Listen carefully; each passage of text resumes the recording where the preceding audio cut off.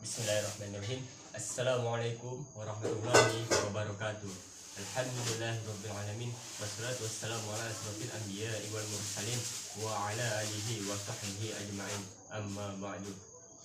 Baik, di sini saya akan menjelaskan suatu materi yang berjudul hadis yang tekstual dan kontekstual, studi pemikiran Syuhudi Ismail, mata kuliah ilmu hadis dengan dosen pengampu Muhammad Harjuna. Biografi Syuhudi Ismail. Nama Profesor Dr. Muhammad Syuhudi Ismail. Tempat tanggal lahir Lumajang pada tanggal 23 April tahun 1943.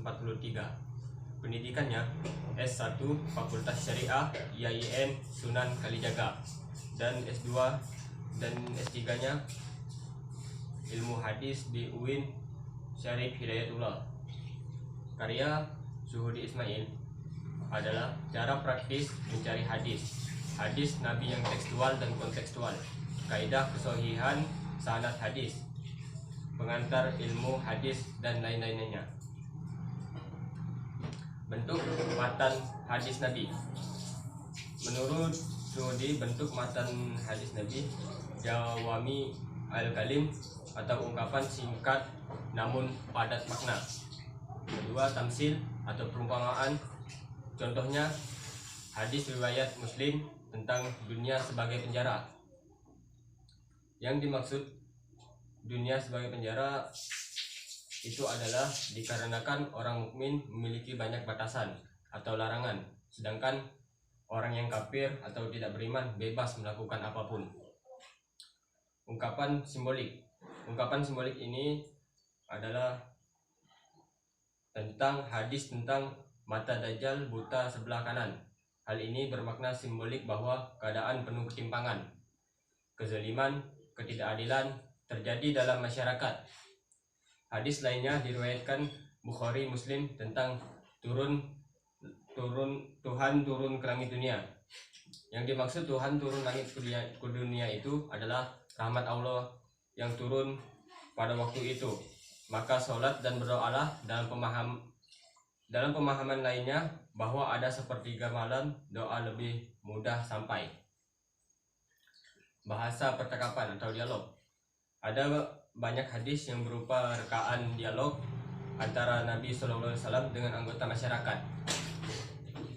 Biasanya hadis ini bersifat temporal dan kondisional atau sesuai dengan latar belakang si penanya dan realitas yang sedang terjadi. Ungkapan analogi. Hadis dan asbabul wurud menurut Syuhudi Ismail. Hadis tanpa sebab khusus. Pertama, keimanan pezina, pencuri, dan peminum khamar. Kedua, kewajiban menunaikan zakat fitrah. Ketiga, ruqyah dan hisab. Dan keempat, berpuasa karena melihat bulan. Hadis dengan sebab khusus. Pertama, seperti contoh hadis riwayat Al-Bukhari, yang mana hadisnya itu man la yarhamu la yarham, yang artinya barang siapa yang menyayangi orang yang di bumi maka akan disayangi ada orang yang di langit. Dan kedua, syair atau puisi. Ada hadis yang melarang atau mencela syair, namun ada hadis yang mengatakan bahwa syair itu hikmah. Oleh karena itu tergantung pada isi dari syair tersebut. Hadis yang kontemporer. Pertama, setan dibelenggu pada bulan Ramadan.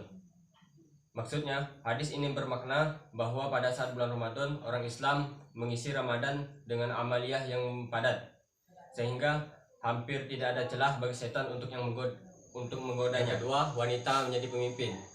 Seperti ada yang dikatakan dalam hadis Bukhari, tidak akan sukses suatu kaum atau masyarakat yang menyerahkan untuk memimpin urusan mereka kepada perempuan. Hadis ini diriwayatkan oleh Bukhari. Hadis ini memiliki dua ibroh. Pertama, bahwa hadis ini dilatar belakangi oleh Ratu Persia yang bernama Buwaran binti Sayrawai bin Kisroh bin Barwais. Pada masa kepemimpinan ratu ini terjadilah kekacauan. Kedua, pada masa itu derajat kaum perempuan di bawah laki-laki, perempuan tidak dihormati dan sebagainya. Nabi Shallallahu Alaihi Wasallam sangat arif dan bijaksana. Beliau mengetahui bahwa tidak mungkin akan sukses suatu masyarakat yang dipimpin oleh perempuan itu.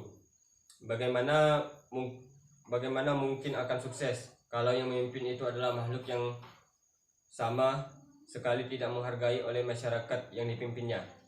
Islam hadir mengubah nasib perempuan. Mereka diberi hak, kehormatan, dan sebagainya. Untuk konteks pemimpin sekarang bukan lagi persoalan laki-laki atau perempuan, melainkan lebih ke profesionalitas, ability, keteladanan, dan sebagainya.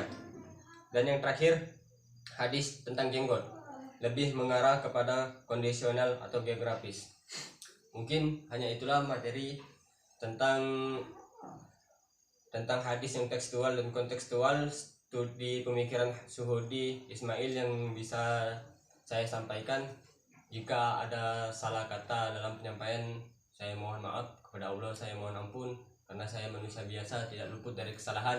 Saya akhiri, wabillahi taufiq wal hidayah. Wassalamualaikum warahmatullahi wabarakatuh.